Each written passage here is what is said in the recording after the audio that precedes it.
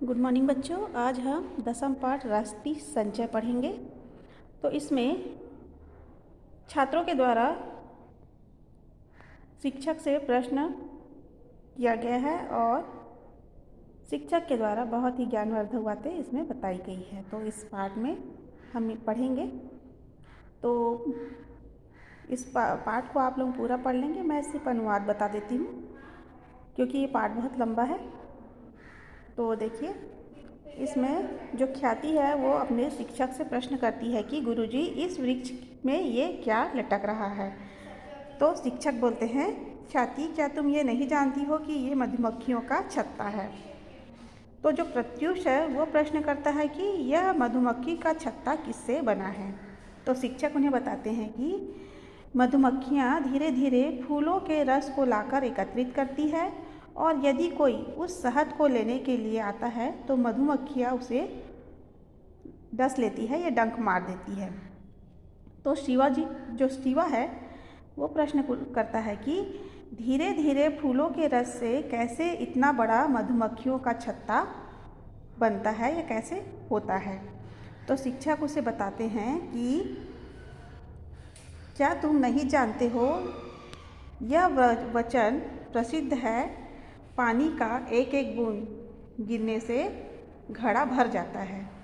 तो श्यामा कहती है, अच्छा मैं समझ गई।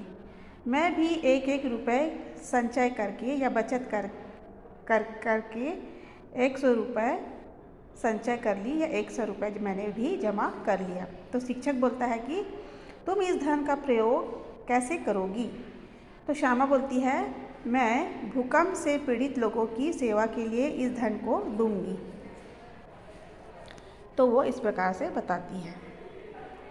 तो शिक्षक कहता है, अवश्य तुमने 2 कार्य अच्छा किया है। पहला, अपने खर्च के लिए प्राप्त धन का संचय किया या जमा किया, और दूसरा, उस संचित या जमा किए हुए धन का भूकंप पीड़ितों के लिए सहायता के लिए देना। ये बहुत अच्छी बात है।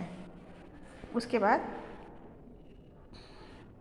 शिक्षक फिर बोलते हैं कि हे छात्रों, श्यामा को देखो, इसने अपने खर्च के लिए प्राप्त धन का न केवल संचय किया बल्कि भूकंप पीड़ितों के लिए देकर इसका सदुपयोग भी किया। तो जो पुष्कर है वो बोलता है कि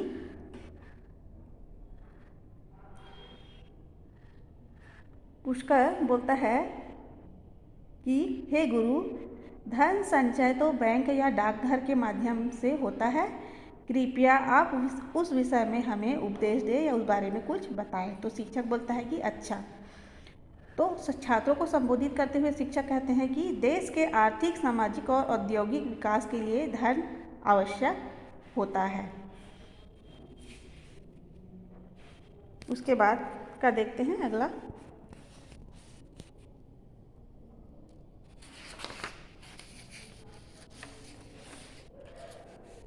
उसके बाद जो ख्याति है वो पूछती है, धन प्राप्ति के साधन कौन कौन से हैं।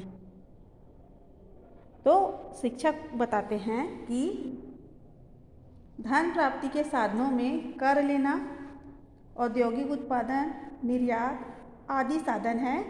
बैंक और डाकघर के माध्यम से नागरिक संचय बचत योजना के अंतर्गत धन संग्रह कर सकते हैं। तो शिवा बोलता है कि राष्ट्रीय संचय योजना क्या है। तो शिक्षक उसे बताते हैं कि शासन के द्वारा नगरों और गांवों में बैंकों और डाकघर की शाखाएं स्थापित की गई है। उनमें बालक बालिकाएं और वयस्क यानी कि युवा धन संचय करते हैं। वहाँ डाकघरों की सेवा विशेष रूप से उल्लेखनीय है। उसके बाद श्यामा बोलती है, वह कैसे। तो शिक्षक उसको बताते हैं कि डाकघर में संचालित अनेक बचत की योजनाएं हैं। तो पुष्कर बोलता है कि वे कौन कौन सी है। तो शिक्षक बोलते हैं कि संचय पुरस्कार योजना, संरक्षित संचय योजना और भविष्य निधि योजना आदि हैं। उसके बाद जो श्यामा है वो बोलती है, अरे डाकघर के माध्यम से तो अनेक बचत की योजनाएं संचालित होती है। तो शिक्षक बताते हैं और क्या।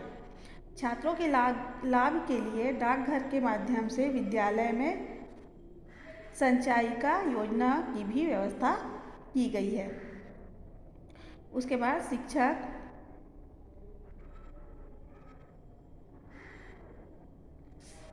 उसके बाद प्रत्युत बोलता है कि हे गुरु, संचायिका योजना के विषय में भी कुछ बताइए।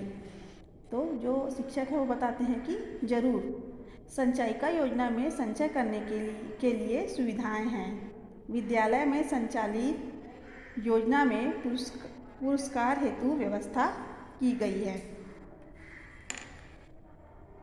उसके बाद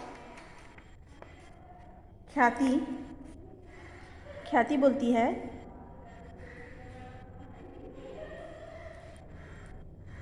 हे गुरु, यदि ऐसा है तो हम सभी अपना धन डाकघर में ही संचित करेंगे। तो शिक्षक बोलते हैं अवश्य करिए, जरूर करिए। इन सभी योजनाओं के विषय में जानकारी डाकघर से प्राप्त कर सकते हैं और राष्ट्रीय संचय बचत योजना व्यक्ति के, समाज के और देश के विकास के लिए भी आवश्यक है। भारत के समान विकासशील देशों में तो इन योजनाओं की बड़ी उपयोगिता है, इसलिए हमें संचय योजनाओं के प्रचार प्रसार के लिए प्रयास करना चाहिए। और कहा भी गया है कि एक एक पल से विद्या तथा एक एक कण यानी कि तिनके से धन के विषय में चिंतन करना चाहिए। तो ये आप लोगों का पूरा पाठ हो गया और इसका जो प्रश्न उत्तर है वो मैं व्हाट्सएप में भेज दूँगी, आप लोग देख लेंगे और नोट्स बना लेंगे।